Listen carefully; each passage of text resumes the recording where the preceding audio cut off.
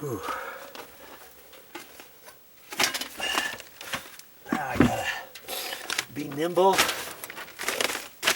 try to get in there and get that snapped. Remember, there's two little prongs on that black adapter that's got to be lifted in there.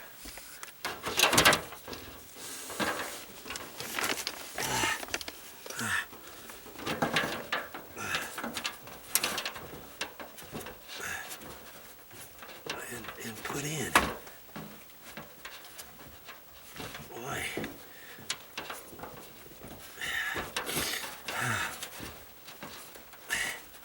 Is that how it's gonna go? I think so. I think it went up that way. Yeah, it had to have.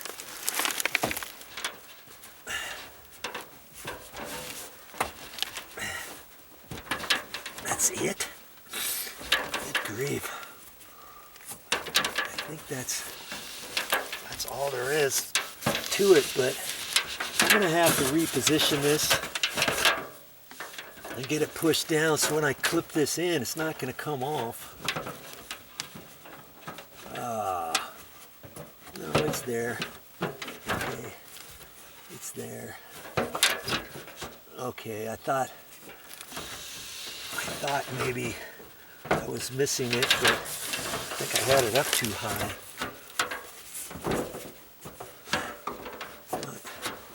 Not quite sure.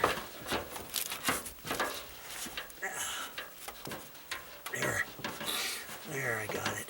Okay. That's a boy. That a boy. Okay, so I'm going to reposition this to take the pressure off it, and I'm even going to put some duct tape on that,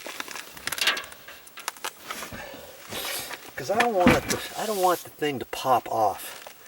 Okay, so that's my next of the next steps. Okay, where is my duct tape? Ooh.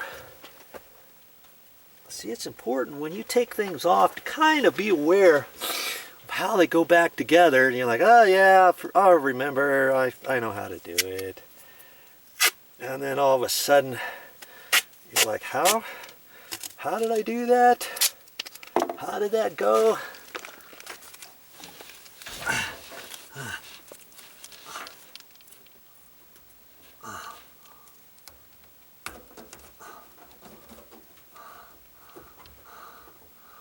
Amazing what duct tape will do for you. I'm going to put a few different pieces on there. I think I'll get a few ready here.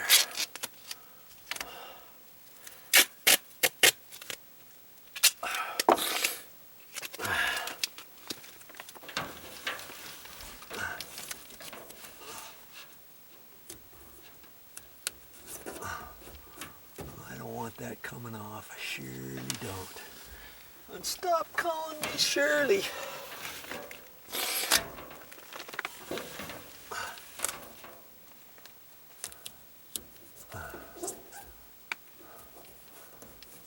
Okay.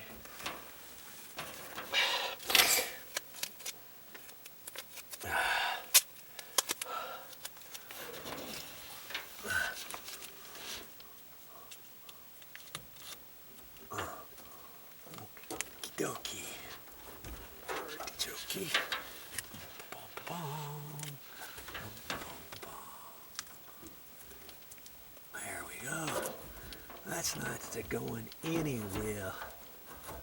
No siree, bub. Okay, now that I have that,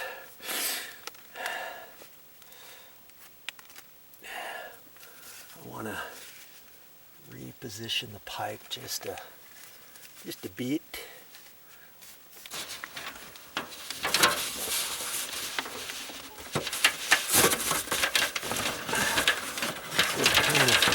So it's kind of setting down a little. Okay, I think that'll be fine. Okay, there. Got it all connected there. Get you in here. There. Before, there was no duct tape on it, but it was just attached by two little prongs. I mean, it's lucky that it never popped off of there, and I'm glad I was able to figure out how to get that out of there, because then I could put that little flapper back up in there and all that kind of good stuff. Because remember, initially I was going to leave that black boot on there and try to take off the duct from the boot back in there. That would have been tricky in itself. Okay, so now what do you suppose the next step is? Yes, the installation. Okay, that's gonna be the next thing. And remember that insulation that was hanging down, I pushed that back up, but oh wow, those are different kind of joists. See, they weren't TJI joists, they were like truss joists with the metal angle on there and stuff. Okay, I guess they needed those because in quite a few different areas the span is pretty far. It's still, the floor is still slightly springy, but hey, they did the best they could. And they put that insulation up there. Well, I'm going to end up putting a little bit of insulation down on the ground, kind of in between in there, and get that kind of situated down there before I get ready to put it inside these bays. Okay, so I'm going to have to snag a little bit of insulation. Oh, my knee just popped out and I just popped it back in. Ugh. Okay, that's not going to be enough insulation. We remember there was some that was missing, and I'm going to be adding a little bit more. And I've got a little bit down here, just this one little piece here, but I got some more in another place, so I'm going to have to go get it. See, this piece here, I'll use bits, and I'll use all that, and that was, some of it was up in here and it was hanging down. If you saw those videos from before, I did a whole inspection underneath the house. That was pretty interesting in itself, and I still have to do all that work. As you can see, I haven't gotten to the store to get the insulation yet. I was going to wrap some copper pipes that were exposed and clean up all the wood debris. Before, all this wood was down here. It was strewn all over the place, and I still see little bits and pieces of wood. That's termite food, you know. You got to clean all that stuff up. So I'm going to end up doing that another time. Okay, here's my piece of plywood right there.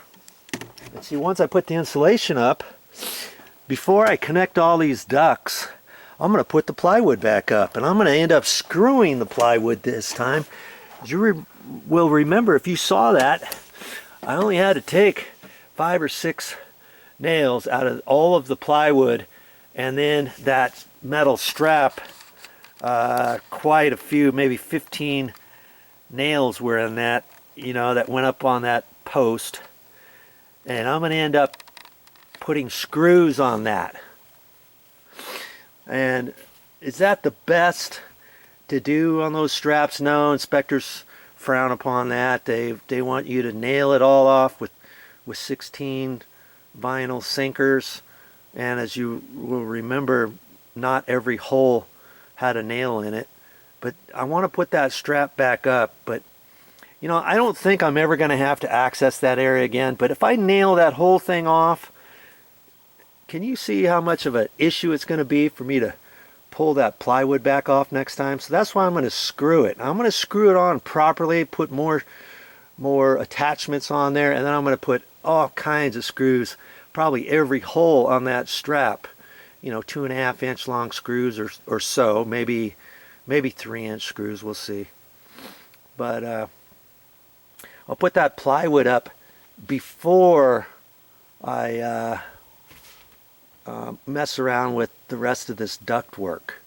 And I'm thinking that's going to be fine to do that. You know how much kind of little bit of trouble it was for me to finagle that plywood in there after with those ducts being hooked up. But now that they're disconnected, I can finagle it in there much more easier. Okay, so downstairs I go in another area to get some more insulation. I've seen it in a wall, and I'm just going to snag it out of there, and I can use that and replenish it later. Remember that piece that was just hanging right here? Well, I took that down from here from before, and I've already used that up in the ceiling. I flopped it in, I folded it over, cut some, and see up in the ceiling I put some insulation up there and reached over there with my hammer and pushed it up, and the same thing over here. Now I'm filling in. I just filled that piece in. I'm getting ready to put those pieces in on the back wall. Remember, there was two walls of insulation, and that's what I'm going to put back. And I have some extra insulation down in another area, but because I have to do this later, look what I've done. I took this piece out right here, and I may have to take one more 4-foot piece out, and it happens to fit just fine in there, and I'll just have to add that to my list of stuff when I get ready to go some more. Okay, and I just measured that, and I cut it with my sheetrock knife. I just reached in and measured and cut it halfway on one side, flipped it over, and cut the other side. And I didn't want to run the camera too much, too close to that insulation, because it flies around, gets inside my lens. The last video camera I had, I don't know if it was sheetrock dust or something, but after a while the top thing wouldn't open, and it was getting old, and so instead of, you know, I went to try to get it repaired, and the guy was like, "You really want to do this? This thing's a little bit outdated, and you could buy a brand new one for the amount that I'm going to charge you to fix it." So I said, "Okay, fine." So I didn't fix it. I ended up chucking it, got a new camera. So I'm gonna keep this camera back here while I'm doing that insulation. Slowly but surely you'll get it, and I'll show you that first row after I get it in, okay? Before we cover up the plywood.